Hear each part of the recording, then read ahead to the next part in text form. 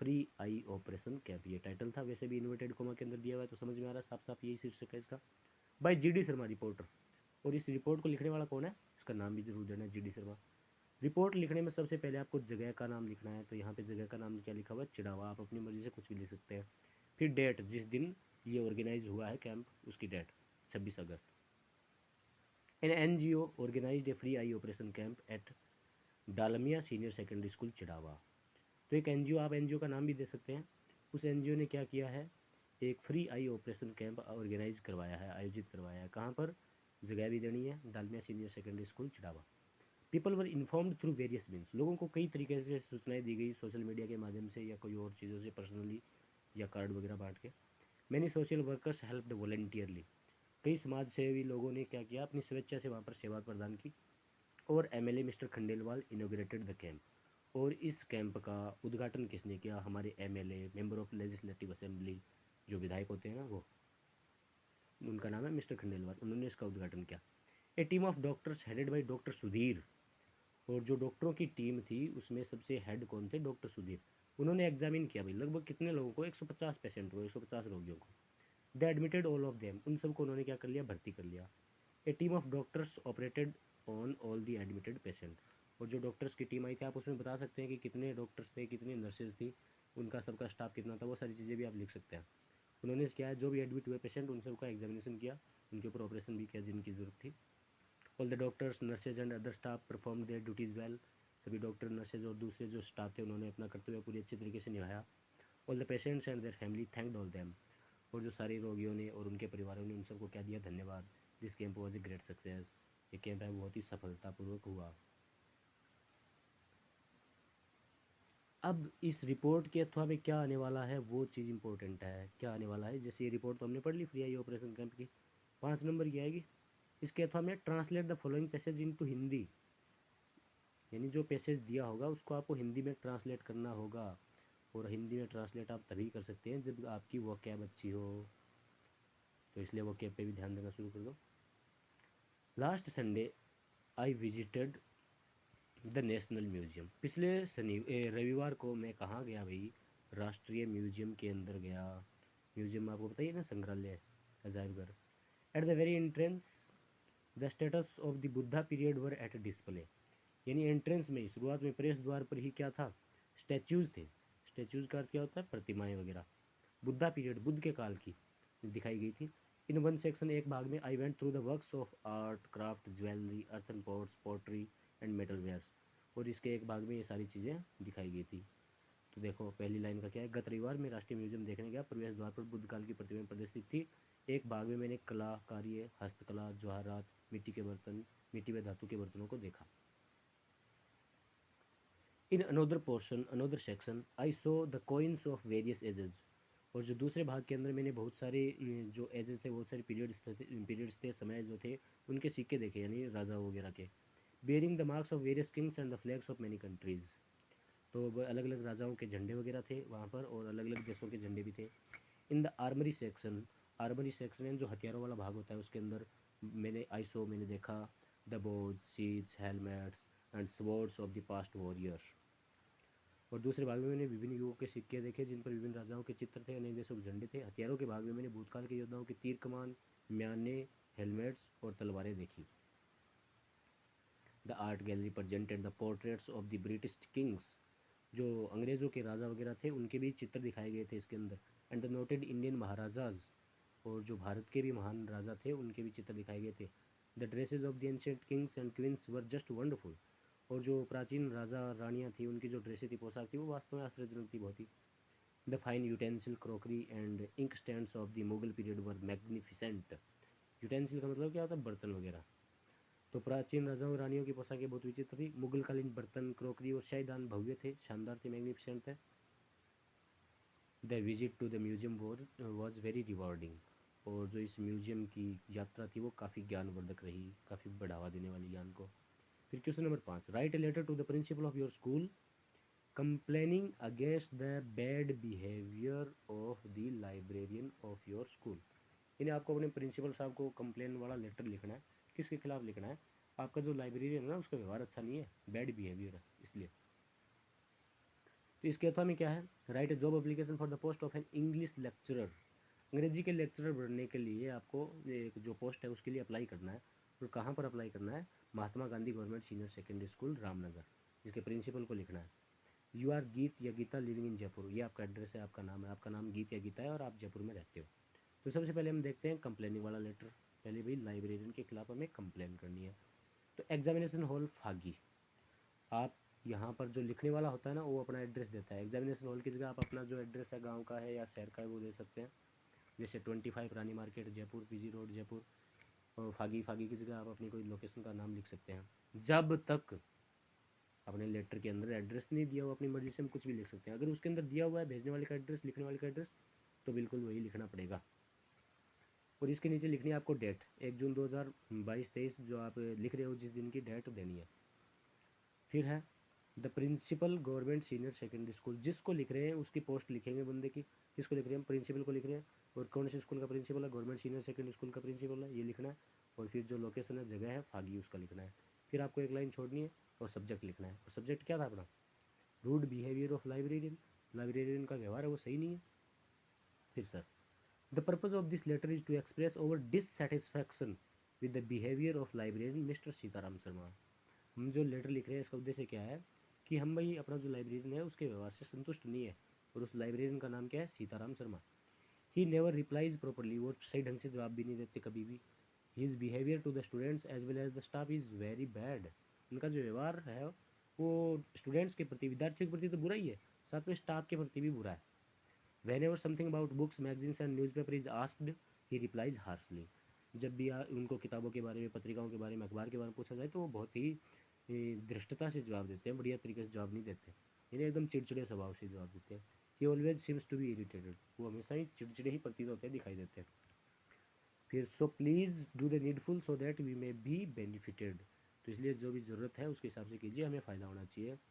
We look forward to hearing from you at your earliest convenience, हम आपसे जल्द ही इसके बारे में रिप्लाई जानना चाहते हैं, तो आप अपनी सुविधा के हिसाब से जल्दी से इसका जवाब दे देना। फिर नीचे क्या लिखना है, थैंक यू। और जो प्रिंसिपल को लेटर लिख रहे हो, हेडमास्टर को लिख रहे हो, तो योर्स ओबीडियंटली लिखना है आपको। ओबीडियंटली की स्पेलिंग याद रख लो। और कौन लिख रहा है, all the students of class 12 ए, क्योंकि हमें लिखने वाले का नाम वगैरह तो नहीं दिया, तो सारी कक्षा 12 के ए के जो विद्यार्थी वो सभी लिख रहे हैं। और इसके अथवा में जो इंग्लिश लेक्चर के लिए जॉब एप्लीकेशन थी उसके लिए, तो यहाँ पर जो बंदा अप्लाई कर रहा है उसका एड्रेस 37 शिवा कॉलोनी मानसरोवर जयपुर, ये जो बंदा है वो अप्लाई कर रहा है उसका एड्रेस लिखना है। फिर डेट लिखनी है 10 जुलाई 2022-23 जो भी है। फिर द प्रिंसिपल, किसको लिख रहे हैं हम, प्रिंसिपल को। और प्रिंसिपल कौन से स्कूल का था ये साफ साफ लिखा हुआ था हमारे क्वेश्चन के अंदर कि Mahatma Gandhi senior secondary school के प्रिंसिपल को लिखना है। और उसकी जगह का रामनगर। सब्जेक्ट क्या है, for the post of A lecturer in English, अंग्रेजी के एक लेक्चरर की पोस्ट के लिए। Sir, this is in response to your advertisement for the post of a lecturer in English in Rajasthan पत्रिका dated 8 जुलाई 2023। यानी ये जो मैं लिख रहा हूँ वो किसके जवाब में है, आपके स्कूल ने एक पोस्ट निकाली थी, उसका एडवर्टाइजमेंट दिया था राजस्थान पत्रिका में 8 जुलाई 2023 को, उसके जवाब में मैं लिख रहा हूँ I offer my candidates for the same. इस पोस्ट के लिए मैं अपने आप को क्या कर रहा हूँ, ऑफर कर रहा हूँ, मैं अप्लाई कर रहा हूँ। I apply for the same post भी लिख सकते हो आप साधारण भाषा में। My resume is attached for your kind perusal, और आपको देखने के लिए मेरा रिज्यूमे है, मेरा जो बायोडाटा है वो भी साथ में अटैच किया हुआ है। आई attach here with copies of my certificates and testimonials. Testimonials का क्या होता है, प्रशंसा पत्र, यानी मेरे जो सर्टिफिकेट्स हैं, जो 10वीं 12वीं की, बीए ग्रेजुएशन की जो भी मार्कशीट वगैरह है, बीएड वगैरह की, वो भी है। और साथ में जो प्रशंसा पत्र वगैरह है वो भी है, यानी जहाँ मैंने काम किया है वहाँ पर लोगों के जो सेटिस्फैक्ट्री जो रिव्यूज़ हैं वो भी हैं। अब आपको क्या कहना है, आई एश्योर यू, मैं आपको आश्वस्त करता हूँ, to satisfy all the concerned with my work, यानी आप जो भी मुझे काम दोगे उन समय मैं आपको संतुष्ट करूँगा, इस चीज़ का आश्वासन देता हूँ। एंड कंडक्ट, और जो मेरा बिहेवियर होगा उसको भी बढ़िया होगा। योर्स फेथफुली गीत, आपका विश्वास पात्र गीत या गीता जो भी था। इनक्लोज रिज्यूमे, ये लाइन बहुत ज़रूरी है, यानी आप हम रिज्यूमे को भी साथ में अटैच कर रहे हैं तो इसके लिए इनक्लोज शब्द काम मिलेंगे। फिर रिज्यूमे कैसे लिखना है, सबसे पहले आपको लिखना है ऊपर रिज्यूमे, बुक्स बनाना है, गीत, यहाँ पे आप नेम लगा करके भी गीत लिख सकते हैं, यानी आप यहाँ पर अपना नेम लगाएंगे और फिर यहाँ पर लिख देंगे गीत या गीता जो भी है। ईमेल एड्रेस भी लिख देना है, गीत@gmail.com। पोस्टल एड्रेस, यानी जो भी मेरा लेटर होगा, कॉल लेटर वगैरह, वो कहाँ पर आना चाहिए, तो ये एड्रेस है अपना गीत 37 शिवा कॉलोनी, जो हमने ऊपर ऊपर लिखा था शुरुआत में ही। एकेडमिक क्वालिफिकेशन, मेरी योग्यता क्या क्या है, शैक्षणिक योग्यता, तो एमए की हुई है भाई, इंग्लिश लिटरेचर से, सेकंड डिवीज़न है, 59% है।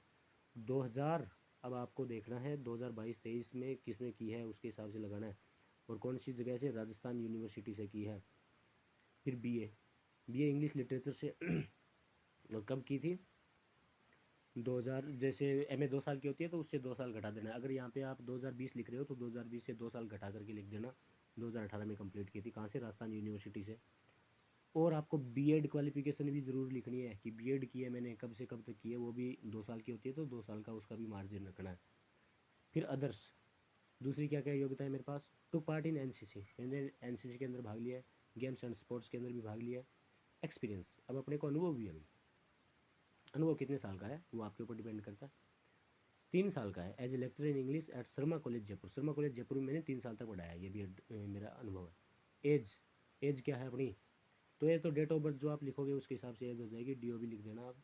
और ये सब चीज़ें सोच समझ के लिखनी है, कहीं आप डेट ऑफ बर्थ कम लिख दो और आपके पास योग्यताएं डिग्रीज वगैरह ज़्यादा हो जाए, वो मैच नहीं खाए, तो इसलिए आराम से लिखना है सोच समझ के। इंटरेस्ट एंड हॉबीज़, आपकी रुचि क्या है, म्यूजिक है, रीडिंग बुक्स है, क्रिकेट है, प्लेइंग क्रिकेट है, सिंगिंग है, डांसिंग है, जो भी है वो आप लिख सकते हो।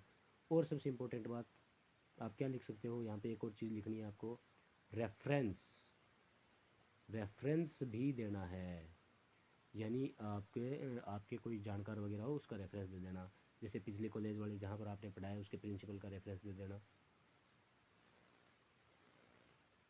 फिर है section C, join the following sentences using the connectives given in the bracket, bracket के अंदर जो करेक्टिव दिए गए हैं उनकी सहायता से इन सेंटेंस को जोड़कर लिखिए।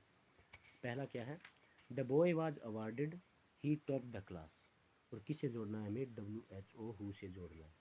इन बॉय वाज अवार्डेड, उस बच्चे को अवार्ड दिया गया, ही टॉप द क्लास, उसने कक्षा को क्या किया था, टॉप किया था।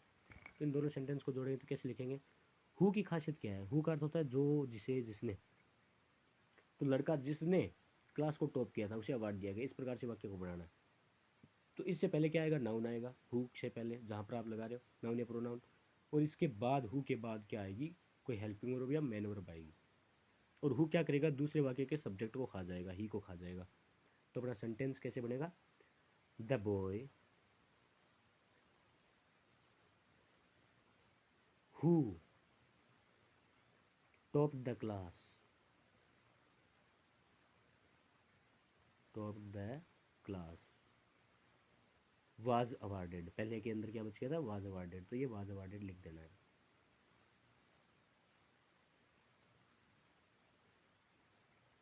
फिर सेकंड वाक्य, do you remember the day you were awarded, क्या तुम्हें वो दिन याद है जब तुम्हें अवार्ड दिया गया था, और ये किससे जोड़ना है हमें, वैन से।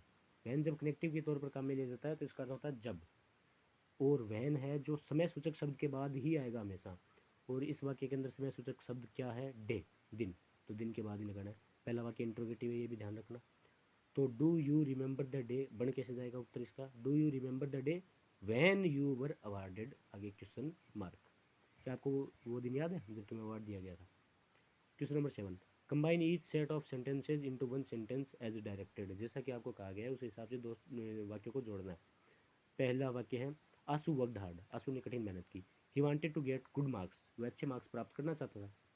सिंपल सेंटेंस में बताना है। सिंपल सेंटेंस में क्या होता है, एक ही सब्जेक्ट होता है, तो सब्जेक्ट क्या है इसमें, आंसू, और ही क्या है, प्रोनाउन दूसरे वाक्य में आंसू के लिए आया।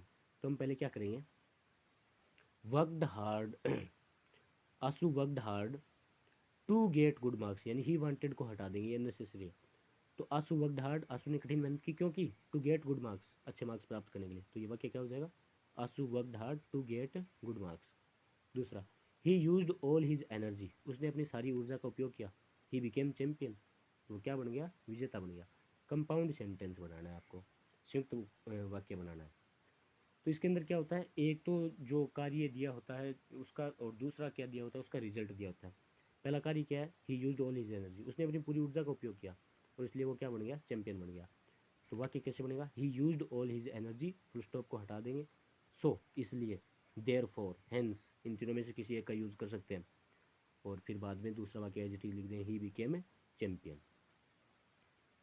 अब question number 8, fill in the blanks choosing words given in bracket, यानी ब्रैकेट के अंदर जो शब्द दिए गए हैं उनका उपयोग करके आपको खालिस्तान के अंदर भरना है। तो 8वें का पहला प्रीपोजिशन है, ये पहला और दूसरा तो, और तीसरा और चौथा क्या है, फ्रेजल वर्ब है। ही वाज रोब्ड, खालिस्तान हीज वेल्थ, वेल्थ मतलब क्या होता है, जो धन दौलत होती है वैभव, तो उसकी जो धन दौलत है वो चोरी कर ली गई। चोरी कर लेना, छिन जाना, छिन जाना के लिए क्या काम मिलेंगे हमें, ओ एफ ऑफ काम मिलेंगे या ओ डब्ल्यू एफ काम मिलेंगे या अपोन काम मिलेंगे। पहले तो मैं बता दूं अपोन का यूज़ कहाँ होता है, कोई गतिशील वस्तु है या कोई गतिशील व्यक्ति है या कोई गतिशील जानवर वगैरह है, वो एक जगह से गतिशील होकर के दूसरी जगह के ऊपर बैठ जाए, ऊपर आ जाए, तो उसे हमें अपोन का यूज़ होता है। O W F of of का यूज़ कहाँ होता है, किसी चीज़ से अलग हो जाने के अर्थ में होता है। और ओ एफ ऑफ का यूज़ कहाँ होता है, कोई चीज़ जिसके ऊपर किसी का अधिकार था वो चीज़ छिन जाए, तो यही फिट बैठ रहा है ना, उसके पास जो प्रॉपर्टी के ऊपर उसका अधिकार था वो उससे छीन ली गई है, उसकी चोरी कर ली गई है। तो पहले में क्या आएगा, ओ एफ ऑफ। दूसरा, the ring fail Khalistan is finger. अब ओ डब्ल्यू एफ ऑफ का अर्थ क्या होता है, अलग होना, तो जो रिंग थी, अंगूठी थी, वो क्या होगी, उसके हाथ से अलग होगी, फेल ऑफ गिर गई अलग होके, तो दूसरे में क्या आएगा, ओ डबल एफ। फिर तीसरा, the functions Khalistan next Sunday comes of या कम्स आउट। पहली बात तो ये फंक्शंस नहीं होगा, फंक्शन होगा, सिंगुलर होगा, तभी कम्स ऑफ या कम्स आउट में से एक आ सकता है। तो यहाँ पर आपको क्या करना है, इसे एस को हटा देना है, फंक्शन। अब कम्स ऑफ आएगा या कम्स आउट आएगा, देखो कम्स ऑफ का अर्थ क्या होता है, संपन्न होना, और कम आउट का क्या अर्थ होता है, परिणाम निकलना। तो फंक्शन क्या होगा, संपन्नित होगा, तो इसलिए यहाँ पे क्या आएगा, comes off. Work hard to खालिस्तान दिस जॉब। चौथा, गेट अबाउट या गेट बाई। गेट अबाउट का अर्थ क्या होता है, चलना, और गेट बाई का अर्थ क्या होता है, प्रयासपूर्वक कोई चीज़ को प्राप्त करना। तो वर्क हार्ड, कठिन मेहनत करो, और इस जॉब को प्राप्त करने के लिए आपको क्या करनी पड़ेगी, कठिन मेहनत करनी पड़ेगी, तो इसलिए इसका आंसर क्या हो जाएगा, गेट बाई। फिर आगे क्वेश्चन नंबर 9। क्वेश्चन नंबर 9 आपकी बुक के अंदर से आएगा, 6 नंबर का है। It had happened when I was 10 और 11 ईयर्स ओल्ड। ये घटित हुआ जब मैं 10 या 11 साल का था। यानी ये अपना पार्ट क्या है, लाइन पढ़ते ही समझ में आ जाना चाहिए कौन सा पार्ट है, विलियम डगलस वाला पार्ट है, डीप वाटर, गहरा पानी। I had decided to learn to swim. मैंने क्या निश्चय किया कि मुझे तैरना सीखना है। There was a pool at YMCA in Yakima that offered exactly the same opportunity. यानी YMCA के अंदर एक पुल था, याकिमा, याकिमा के अंदर YMCA नाम का पुल था, वो बिल्कुल ऐसे ही अपॉर्चुनिटी, ये मानिए होता है मौका, अवसर, चांस प्रदान करता था, अपॉर्चुनिटी इंपॉर्टेंट है। द याकिमा रिवर वार ट्रिचरियस। ट्रिचरियस मतलब क्या होता है, वेरी रिस्की, जोखिम भरी, खतरनाक, भयानक। तो जो याकिमा नदी थी वो बहुत ही क्या थी, भयानक थी, जोखिम भरी थी, अविश्वासी थी, जिसके ऊपर विश्वास नहीं किया जा सकता। Mother continuously warned against it. माँ इसके बारे में लगातार चेतावनी देती रहती थी इसके विरुद्ध। And kept fresh in mind the detail of each droning in the river. और इस नदी के अंदर जो भी कोई डूबता उसकी विवरण को एकदम दिमाग में ताज़ा रखती। But at the but the YMCA pool was safe. लेकिन जो YMCA पुल था वो सुरक्षित था। क्यों सुरक्षित था, इट वॉज ओनली 2 और 3 feet deep at the shallow end. यानी एक जो इसका सेलो का मतलब होता है कम गहरा, छिछला, कम गहरे पर ये 2 या 3 फीट था, तो यहाँ पे ये 2 या 3 फीट है। और and while it was 9 feet deep at the other. और जो दूसरा था वहाँ पर ये कितना फीट गहरा था, 9 फीट गहरा था। The drop was gradual. और जो इसका ढलान था वो भी क्या था, धीरे धीरे था। I got a pair of water wings and went to the pool. और मुझे क्या मिला भाई, वाटर विंग्स का एक जोड़ा, जो पानी के अंदर तैरने के लिए होते हैं ना, पंख वगैरह। और साथ में क्या मिला, और मैं क्या पुल की ओर चला गया। I hated to walk naked into it.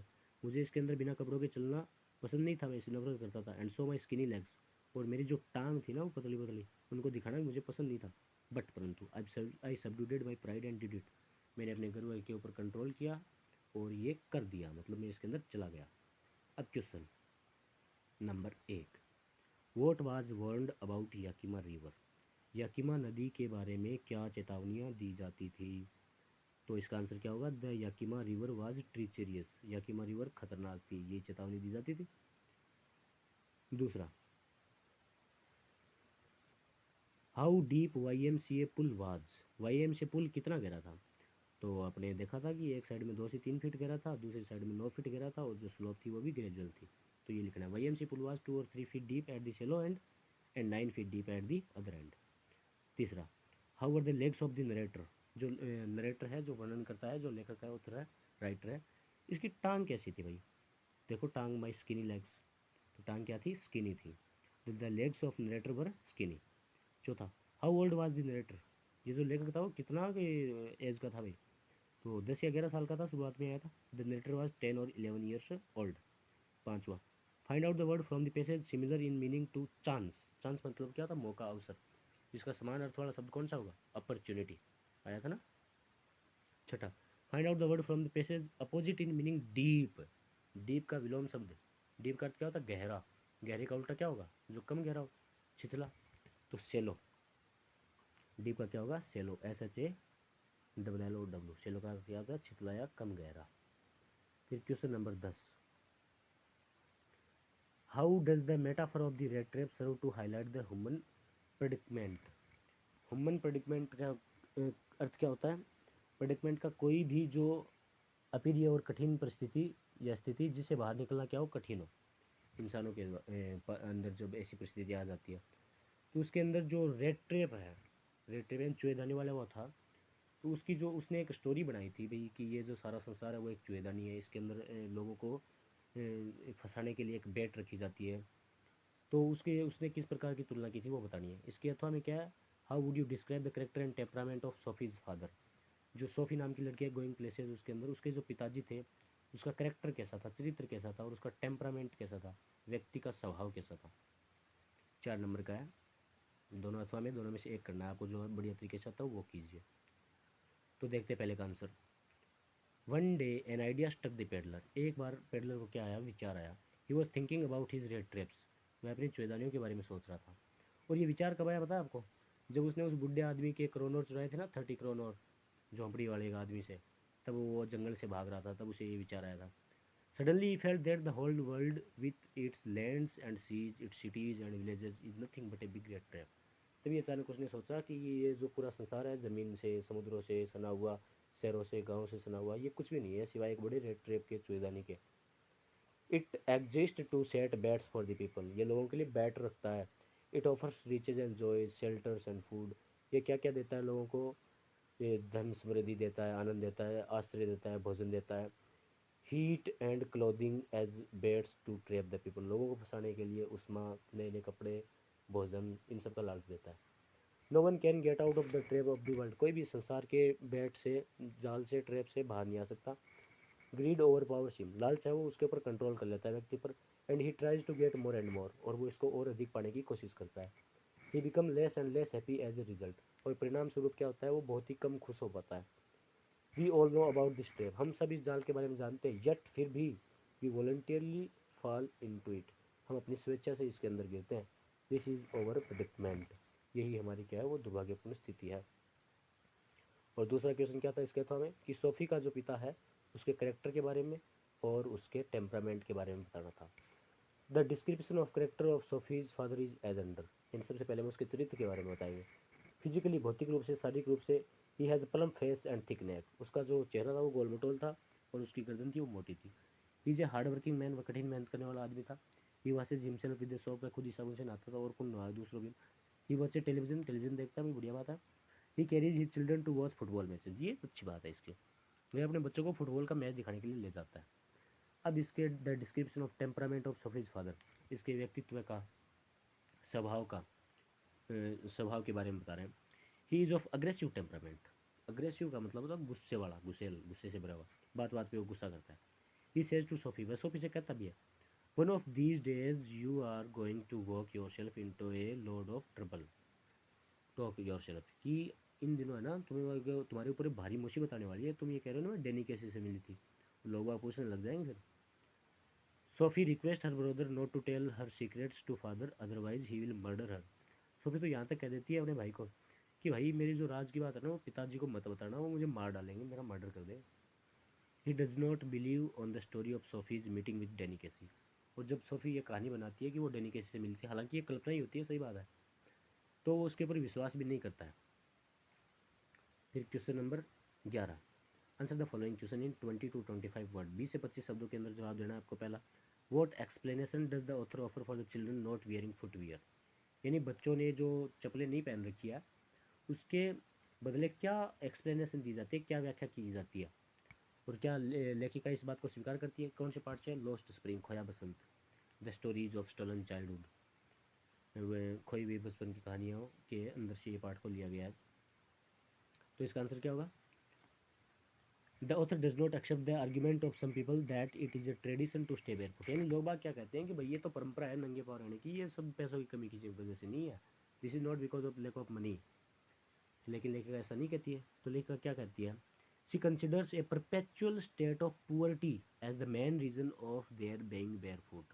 Perpetual state का मतलब क्या होता है? एंडलेस स्थिति। वो कहती है कि यहाँ पर गरीबी की स्थिति एंडलेस है, यानी यानी बहुत ही ज़्यादा लोग बाग भयंकर तरीके से गरीब है, वो चप्पल को खरीदना अफोर्ड नहीं कर पाते, और इसी वजह से वो क्या है? बेयरफुट है। दूसरा, why do most celebrities had to be interviewed, the interview नाम के पार्ट में से है कि जो अधिकतर सेलिब्रिटीज़ हैं, बड़े लोग बाग हैं, वो इंटरव्यू देना पसंद क्यों नहीं करते, इंटरव्यू से नफरत क्यों करते हैं? क्योंकि वो क्या सोचते हैं? Most celebrities feel that interviews victimise them, यानी ये उनको उनका शोषण करता है। For them interviews are an unwarranted intrusion into the privacy of their lives. Unwarranted का अर्थ क्या होता है? अनुचित। इंट्रूजन का मतलब क्या था? घुसपैठ करना, आक्रमण करना। ये उनकी जो पर्सनल लाइफ है उसके अंदर ये जानबूझ कर ये बिना चाहे घुसपैठ करते हैं। तो ये इसका आंसर भी है। क्वेश्चन नंबर 11 के पहले और दूसरे का आंसर ये आप ध्यान से देख सकते हैं। दे समहाउ डिमिनिश देम, डिमिनिश का अर्थ क्या होता है? कम करना। और ये जो इंटरव्यू है उनकी छवि को कम करते हैं, उनकी इमेज को कम करते हैं। Question number 12, explain any one of the following stanza with reference to context, यानी जो दो स्टांजा दिए गए हैं इन दोनों में से, एक तो पहला तो ये है ही, और दूसरा कहाँ है? ये।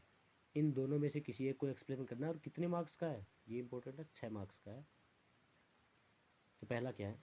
इन sour cream walls donation Shakespeare's head cloudless at dawn civilised dome riding on cities belt flowery Tyrolese valley open handed map awarding the world its world and yet for these children these windows not this map their world, यानी आपको इसका answer तो आना चाहिए। ये कौन सी poem से है ये भी आपको पता होना चाहिए। तो सेकंड पोइम से है ये, an elementary school classroom in slum, कि जो स्लम के अंदर, गंदी बस्ती के अंदर जो स्कूल है उसका क्लासरूम।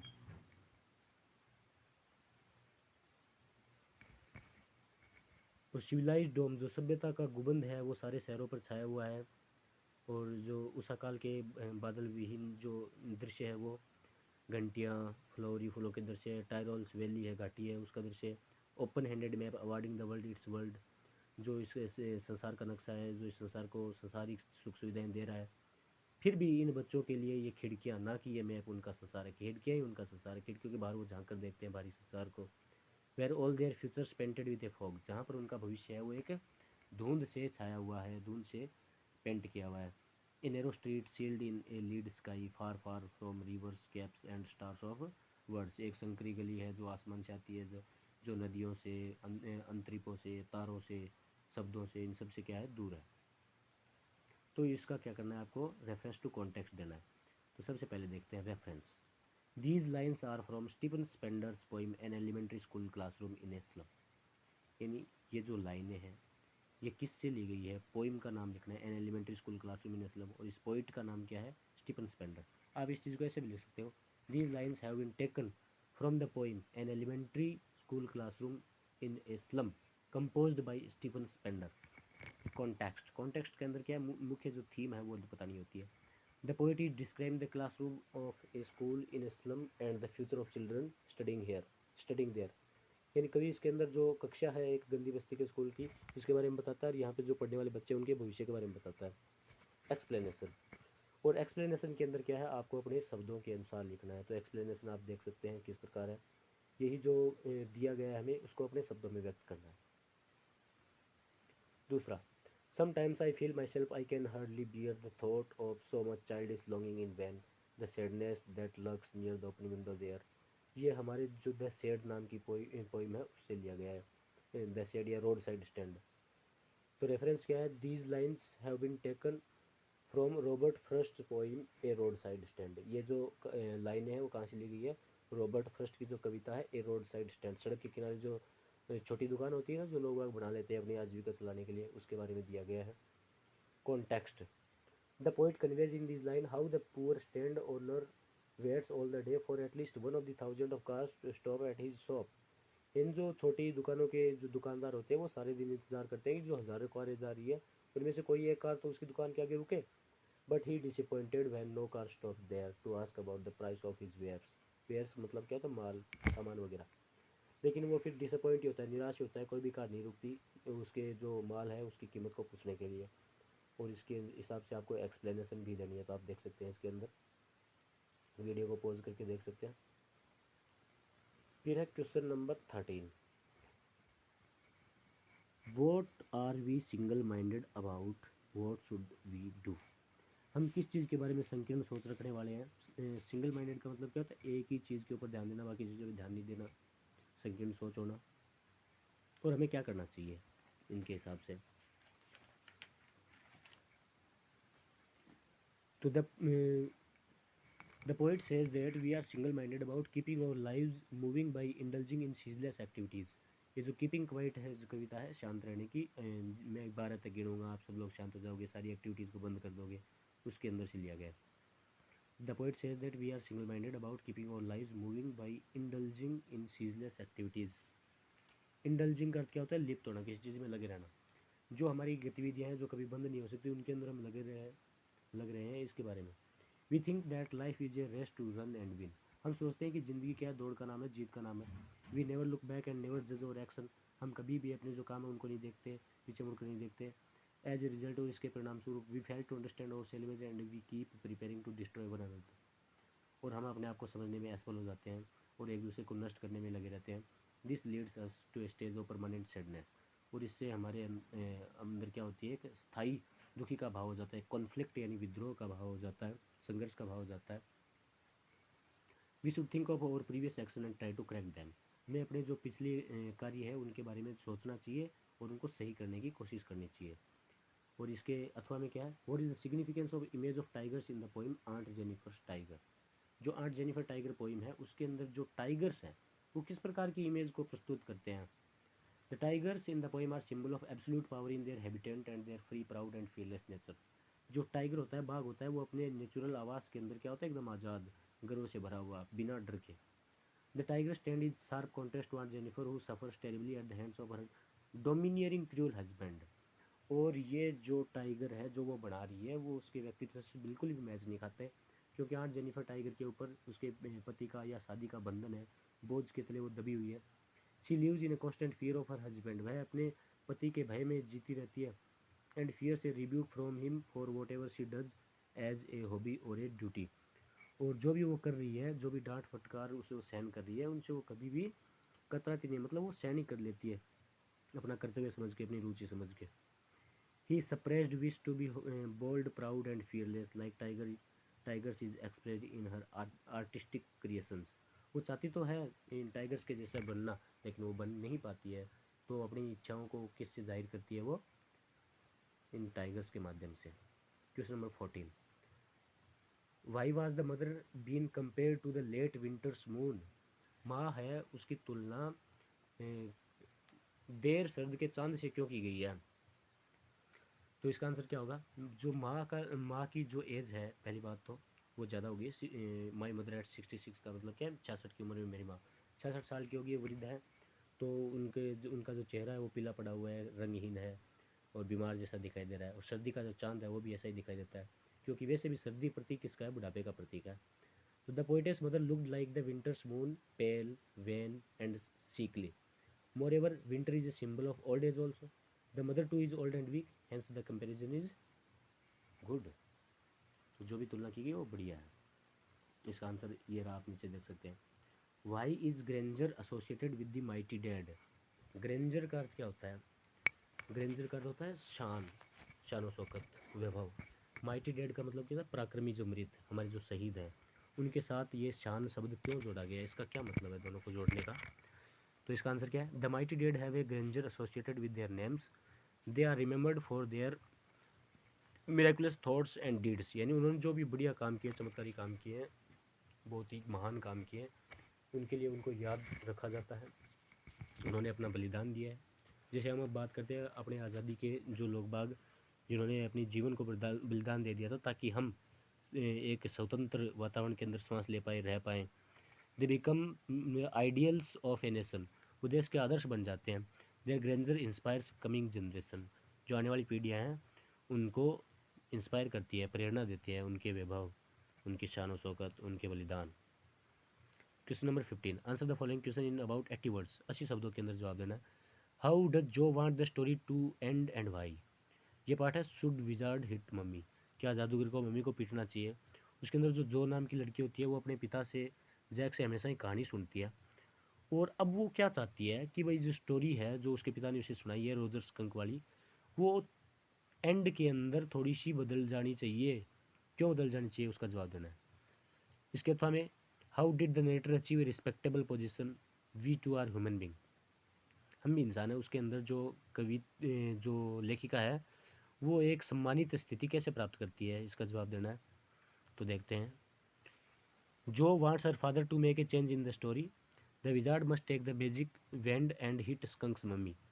अच्छा, ऐसा है, इसके पीछे लॉजिक क्या, कहानी क्या है। जो रोजर स्कंक नाम का जानवर होता है उसकी बदबू बहुत ही बुरी होती है। वो एक जादूगर के पास जाता है कि मेरी बदबू को सही कर दो। जादूगर क्या करता है, एक सुगंध से भरी हुई उसकी बदबू को बदल देता है, सुगंध ही सुगंध कर देता है। और जैसे वो रोजर स्कंक अपनी मम्मी के पास जाता है, उसकी मम्मी कहती है अरे ये कहाँ से ले आया तू, चल चेंज करवा क्या। तो फिर वो मम्मी उसको वापस जादूगर के पास ले जाती है, जादूगर को डंडे से पीटती है कि जल्दी से सही कर दे वरना तू जाएगा आज। तो जादूगर बेचारा डरता हुआ वापस उसकी खुशबू को बदबू में बदल देता है। लेकिन जो को ये चीज़ पसंद नहीं आती, तो जो कहती है भाई ये कहानी का एंड चेंज हो जाना चाहिए। और वो ऐसी चेंज नहीं होता तो जादूगर क्या करे, अपनी छड़ी से मम्मी को पीट दे और उसे रोजर को वापस वो खुशबू वाली बढ़िया सुगंध वाली खुशबू दे दे। तो Jo insist on making that change in story, ये कहानी में बदलाव चाहती है। Jo can never imagine her hero to be ugly and stinky, Jo नहीं चाहती उसका जो हीरो है रोजर स्कंक है वो भद्दा सा दिखाई दे, बुरी बदबू वाला हो। From the very beginning she has sympathy for Roger Skunk, क्योंकि शुरुआत से रोजर स्कंक के प्रति उसकी सद्भावना है। स्कंक्स मदर बिकम इविल फॉर जो के लिए स्कंक की मम्मी है वो क्या है, एक शैतान बन जाती है। Hence mummy must be punished and hit by the wand of the wizard, तो इसलिए जादूगर की छड़ी से उसको पीटना चाहिए। तो ये कहानी में चैन चाहती है। अब जो दूसरा प्रश्न था कि जो लेखिका है वो एक सम्मानित स्थिति कैसे प्राप्त कर लेती है, तो the narrator was told about the social inequality and untouchability. सबसे बड़ी बात क्या है इसमें, जो लड़की है वो देखती है कि उसकी ही जाति का, उसकी बिरादरी का एक बुजुर्ग सा आदमी एक पॉकेट को बिना छुए लेकर आ रहा है। जब ये बात अपने भाई आनंद को बताती है तो आनंद क्या कहता है कि अरे इसमें हंसने वाली बात नहीं है, वो ऊंची जाति के लोग हैं, वो नहीं चाहते कि हम उनके भोजन को, उनकी किसी भी चीज़ को छुए, इसलिए वो वर्द आदमी ऐसे उस चीज़ को ले जा रहा था। और ये बात सुनकर लेखक को बड़ा दुख होता है। फिर वो कहती है कि भाई इस सब से छुटकारा कैसा पाया जाए। तो उसका भाई कहता है कि बढ़िया तरीके से पढ़ो, और जब आप पढ़ोगे ना और समाज के अंदर बढ़िया स्थिति प्राप्त कर लोगे तो सारे आपके दोस्त बन जाएंगे, सारे आपको जानने लगेंगे। तो बस यही बात है। He also advise her to develop her capability and intelligence, it could only be attended by her if she worked hard on her lesson. अगर वो अपने पाठों को, अपनी पढ़ाई को बढ़िया तरीके से करे तो ये सारी चीज़ें हो सकती है। तो आप इसके आंसर को देख सकते हैं यहाँ पे। Question number 16, would Charlie ever go back to the ticket counter on the third level to buy tickets to Galesburg for himself and his wife? क्या चार्ली कभी थर्ड लेवल के काउंटर पर वापस जाएगा अपने लिए और अपनी पत्नी के लिए गेल्सबर्ग की टिकट खरीदने के लिए? बिल्कुल भाई, चार्ली का तो बड़ा मन है। तो इसका उत्तर क्या होगा, Charlie would like to go back to the ticket counter on the third level to buy tickets to Galesburg for himself and his wife, कि वो जाना चाहता है बट परंतु he could not do so, वह ऐसा नहीं कर सका, बिकॉज क्योंकि it was his imaginary level, यह उसका केवल काल्पनिक लेवल था, वास्तव में थर्ड लेवल नाम की कोई चीज़ नहीं थी। दूसरा, हुई जो कौन है, how does she respond to her father's story telling, वह अपने पिताजी की जो कहानियाँ बताती, जो उसके पिताजी कहानी बताते हैं उसके ऊपर कैसे रिएक्ट करती है। तो जो इज जैक्स 4 years डॉटर, जो है वो जैक की 4 साल की बेटी है। Jo never falls asleep till Jack tell a new tale to her, जब तक जो उसे एक कहानी नई कहानी नहीं बता देता तब तक वो सोती नहीं है। She enjoys all such stories and shows her interest by asking many questions related to them, और वो क्या करती है, इन कहानियों को आनंद लेकर सुनती है और अपनी रुचि भी दिखाती है, क्योंकि वो इंटेलिजेंट पर्सन भी पूछती है अपने पिता जैक से। तो इसके आंसर यहाँ पर दिए हुए देख सकते हो आप। 17 number, choose the correct alternative. अब ये ऑब्जेक्टिव टाइप क्वेश्चन है तो इसके अंदर आपको छोटी छोटी डिटेल्स पार्ट की पता होनी चाहिए। Question number 1, what did Luisa want from the narrator, जो चार्ली है, जो लेखक है, उससे उसकी पत्नी क्या चाहती है? To see the third level, कि आप थर्ड लेवल को देखो, ये चाहती है। Not to see the third level any more, कि आप थर्ड लेवल को ना देखो। फॉरगेट द इंसिडेंट, इस घटना को भूल जाओ। ऑल ऑफ दी वो, या तीनों ही ऊपर वाले। तो पहले के अंदर क्या होगा, उसकी पत्नी कहती है अरे भाई तू रहने दे, ये तेरा थर्ड लेवल हो गया, अब तेरे झाड़ू झूड़ू पड़ेगी। तो not to see the third level any more, कि अब तुम्हें थर्ड लेवल के चक्कर में नहीं पड़ना है। दूसरा, what would be done to the man who dare to flinch a tiger, जो टाइगर किंग वाला पार्ट है ना, महाराजा वाला, तो महाराजा ने आदेश क्या दिया था कि कोई भी अगर टाइगर की तरफ एक तिनका भी फेंकेगा ना, तो उसकी सारी प्रॉपर्टी जब्त कर ली जाएगी, तो जेल के अंदर भेजा जाएगा, ऐसा तो नहीं कहा था। वुड बी किल्ड सून, उसे जल्दी मार दिया जाएगा, ऐसा भी नहीं कहा था। His wealth and property would be confiscated, उसकी जो सारी धन दौलत है उसको जब्त कर लिया जाएगा। तो ऑप्शन नंबर सी करेक्ट है। तीसरा, what did Sadao use to wash the man, Sadao ने अपना जो दुश्मन था डॉक्टर सदाव का, उसको धोने के लिए सदाव ने किस चीज़ का यूज किया था? सैनिटाइजर, क्योंकि कोरोना वायरस हो गया, सैनिटाइजर लगा होगा। कोल्ड वाटर ठंडा पानी हो, कॉटन रुई हो, या हॉट वाटर गर्म पानी हो? तो भाई गर्म पानी हो, धोयो गर्म पानी की बाल्टी मंगाई ना, बीपा, हाँ नापा। चौथो, वो did they talk about the nurse school, वो नर्स स्कूल के बारे में क्या बातें करते हैं? तो नर्स स्कूल के बारे में जो भी जैक कहानियाँ सुनाता था, स्कंक के बारे में कहानियाँ सुनाता था, तो स्कंक्स। फिर पांचवा, what did Derry ask Mr Lamb to think about, Derry क्या कहता है मिस्टर लेम को कि किसके बारे में सोचो? The people worse of them, people who are hard worker, who are good mom, who sit idle and do nothing, तो जो लोग उससे भी बुरे हैं उसके बारे में सोचने के लिए कहता है। छठा, the woman who went after them has, ये भी we too are human being के अंदर है। जब उसका इसके अंदर दो पार्ट है, तो जब लेखिका के बालों को काटने की बारी आती है, वो जब एक स्कूल के अंदर जाती है जहाँ पर सभी लड़कियाँ छोटे बाल रखती है, तो उसको भी कहा जाता है छोटे बाल रखने के लिए। तो उनके पीछे पीछे जो एक महिला जाती है ना, उस महिला के बारे में बताओ भाई, उस महिला के लंबे बाल थे कि छोटे बाल थे, कि सफ़ेद बाल थे कि काले बाल थे? तो उसके सफ़ेद बाल थे, छोटे तो थे ही थे, साथ में कौन से बाल थे? सफ़ेद बाल थे। तो अब आपका मॉडल पेपर हो चुका है पूरा, तो सभी लोग ध्यान से देखा होगा, आप सबने एंजॉय किया होगा। आप सभी कमेंट सेक्शन में बताएं आपके कितने मार्क्स बन रहे हैं, कितना आपको याद है, और अपने दोस्तों को जो भी 12th क्लास के अंदर है उन सबको शेयर कर दीजिए, ताकि उनको भी इस चीज़ से फ़ायदा मिल सके। Thank you very much.